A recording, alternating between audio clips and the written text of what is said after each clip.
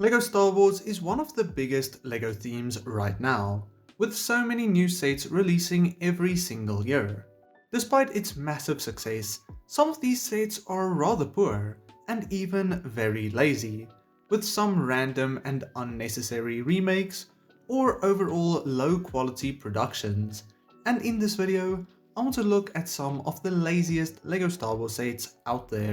Jumping right to it, I want to look at the Duel on Mandalore, released back in 2021. And I recently also talked about this one as one of the worst modern LEGO Star Wars sets.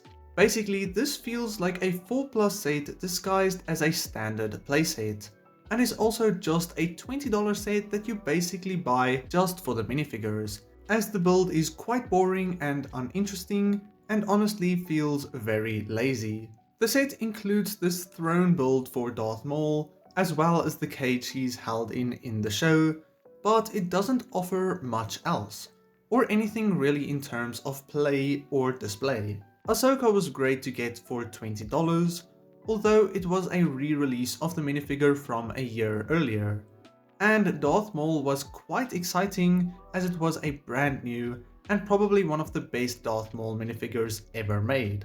But other than that, the set does not feel worth it or in my opinion exciting at all. Jumping back a few years for the next one, I want to look at the homing spider droid, released in 2016. This is actually quite a decent set, and $30 for this one back in 2016 felt really good, especially considering that this is now worth around $150 sealed. However, I consider this as a rather lazy and disappointing set, as it is almost an identical remake of another homing spider droid released in 2013, merely 3 years before. Both sets are depicting different scenes based on the minifigure selection and the box art, but for the build, it is basically the same thing, which feels rather lazy. It really wasn't necessary to remake this set so soon, and honestly feels like a quick and easy way to just get another set out to match sets like the Clone Turbo Tank released this year.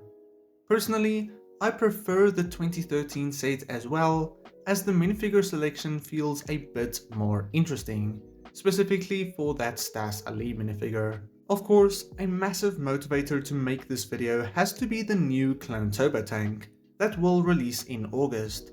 Despite not being released just yet, there is more than enough footage and reviews out there already proving that this one is quite poorly designed, and many people think it is an incredibly lazy and rushed set that should have been the UT-80 but got changed last minute, although that is not officially confirmed.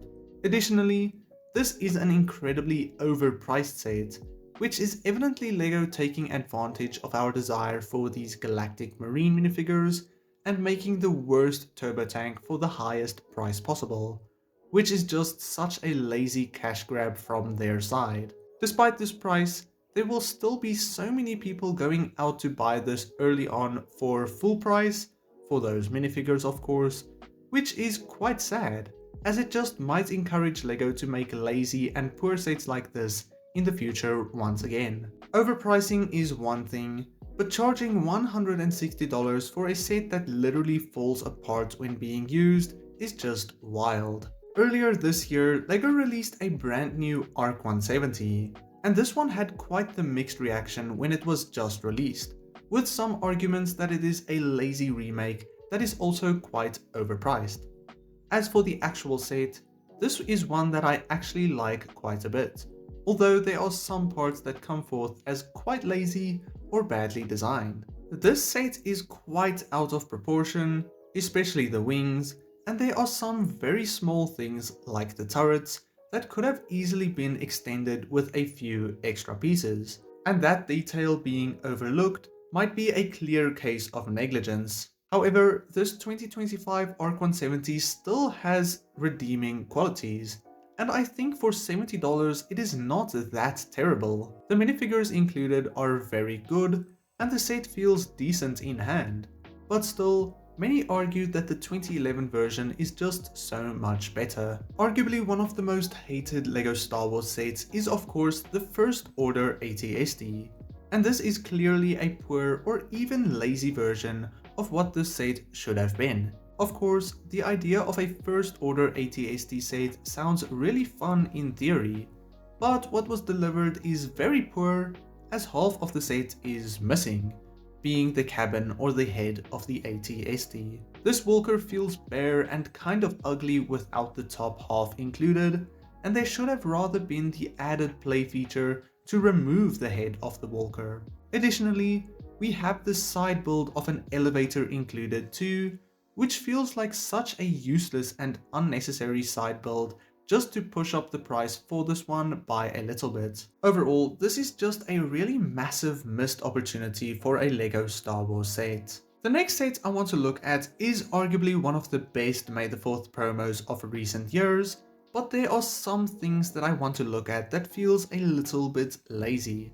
Right off the bat, I think the minifigures included in this one are some of the best minifigures this year, and the whole idea of this promo is just so cool. But the box art looks very weird.